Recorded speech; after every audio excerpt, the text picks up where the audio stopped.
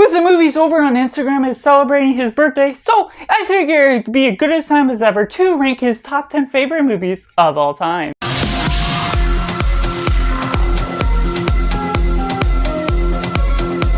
Hey everyone, welcome to Cinema, where we focus on a film. I'm Josh, this is Simply Cinema, and today we're going to be starting a new video series ranking people's favorite movies of all time, whether on Instagram or YouTube. Make sure to comment down below any suggestions of people that you would like to see me rank their favorite movies, and just John Colors, aka MercWithTheMovies, over on Instagram. I'll leave a link to his page down in the description below, so you can go follow him and send him a DM saying Simply sent you over to just wish him a happy birthday. And here's a picture of his list of how he ranks his top 10 movies. You can join in the comments down below. Tell me how you would rank his movies from your least favorite to your favorite, whether you love them all or some of them just don't work for you as well. But going into my top 10, we have The Shawshank Redemption. Now, this is a great prison movie that, yes, we are starting to already going off with a bang. It's just having a great exploration between these characters. Someone wrongly accused of killing his wife, and what all goes down with that. The prison statement and the character building between the relationship between him and Red. Morgan Freeman and Tim Robbins have excellent performances. What they do, the prison yard, how they set up all of these different characters, the empathy you have for them for what they have been doing wrong or are wrongly accused of, and just the dynamic between this older setting, what you get to cheer with, the relational dynamics between all of these characters, whether on the side or right on the front of the screen, is just something you can really root for, get sad over from all the emotions that go over their mistreatment, and just how this all plays out. The freedom at the very end just makes this movie very worthwhile. And coming in at number 9, we have Back to the Future, one of the iconic time travel movies of all time, if not the best. Just setting up a what if scenario. What if someone went back in time to high school and met their parents in high school? What that all entails creates this awkward scenario, a great setting, a great time travel dynamic with setting up all the ground rules of how it works, and using something as simple as the DeLorean as the time machine, and creating this great setting, this great dynamic between this small town dynamic that creates all these fun different characters. This wimpy father that you have to play along to get their parents to get married back together, and just the simple dynamic that all flows throughout just makes this a really lively story. And coming at number 8, we have Pulp Fiction. Now, this is a bold film for what it's going for. Quentin Tarantino has a sophomore debut. What they have to do with all of these 3 different stories told out of order, but told cohesively, to be able to follow such great quality of storytelling, such great dynamics between the characters. It just creates a lively performance. The humor is just subtle and yet always such a fun experience. The dance sequence is also iconic for its own means. What they have all told in with all of the different emotions, who you get to cheer for, and what you feel the tension from, makes this to be such a great film all told. And coming in number 7, we have Psycho, Alfred Hitchcock's iconic thriller inspired by Diabolique, and just what they have to do with this thriller. Yes, it is slightly aged in some moments, just the slower pacing in certain sequences, but the build-up is something that makes it worthwhile, having a grand, one of the best twists of all time at the end, and how they flow this story out. The mystery behind this killing and killings before just creates this great dynamic, this great setting that works up this Bates Motel to be a abandoned setting that creates something that's so much more significant and iconic that still lives up today. And coming number 6, we have Heat. Now, I just adore this film, just the dynamics you get with all these characters. Val Kilmer, Robert De Niro, Al Pacino, all of their great dynamics all throughout create such a lively performance. The villains, the crime thriller, how they combine together, the meeting scene between the police officer and the villain of this story, how they reason behind the purposes and motivations behind these characters, creating this crime thriller, creating these epic robberies of a grand scale, has great camera movements.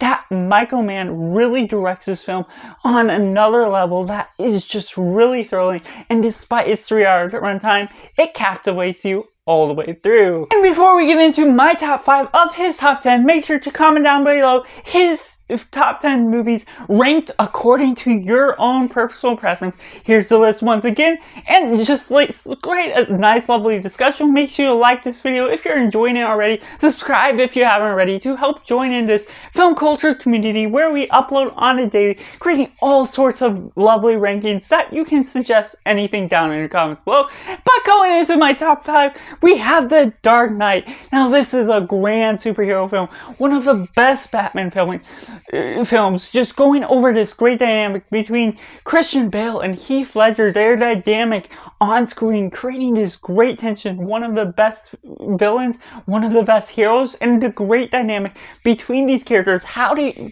play this story out doesn't feel as general as one of the comic book movies that we've seen today. It feels more like a crime thriller or a crime drama that expands upon the superhero genre in a way we haven't quite seen before as frequently, and just the way they play that off, and also having Two-Face to play in the mix, creates all great performances throughout.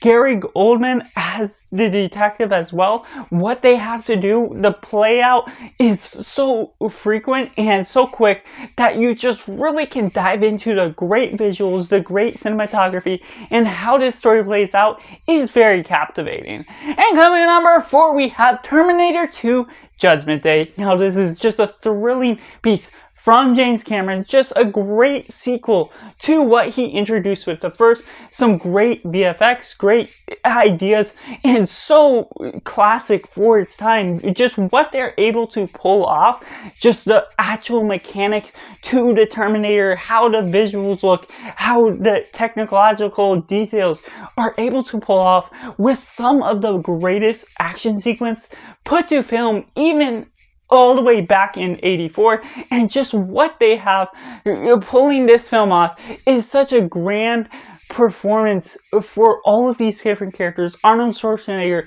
being a great character, showing something that's absent of emotion, yet something you can still cheer for how he's protecting all these characters, how they're creating great characters throughout, and just protecting the kid. Dealing with time travel brings a great mixture of all different genres, all different emotions, wrapping up in a nice bow. And coming in number 3, we have Goodfellas. Now, this is a smart and witty and clever film, just creating this crime scenario, someone growing up in the gangster world, and how he gets higher and higher up in the rankings, certain dynamics between the characters, how they set up all these different fun scenarios and also different things. Martin Scorsese creates a great picture that's always visually captivating, has great hand motions for the camera, and how they deal with all these different scenarios. It has a captivating instance where you can really almost cheer for how evil certain sequences are for the gangsters on screen, and that's what really captivates the characters involved. How they write them is always quick and witty for the pacing involved, and creates all these different scenarios that you are just enthralled by, even as horrible as they can be for the gangster world, but still winning you over at the end of the day. And coming in number 2, we have American History X. Not one for the faint of heart, a heavy one over racism, over cultist creations, and how they explore this. Edward Norton is just grand in his performance. What they have to pull off is just so bold in its writing, in the way it's just really hard out there. And yet that surrealism is what really pulls me in. Just the history of this, how they're dealing with racism and the KKK, and just different dynamics that just suck you into the story, making it feel so real and making it hard to watch because it is based on certain real events in some sense. Just gets you into a different sort of mood that's told out of order, and yet pulls all the right editing notes that gives the hardest punch, especially in certain sequences. That's the most unnerving sequences that I've seen to film.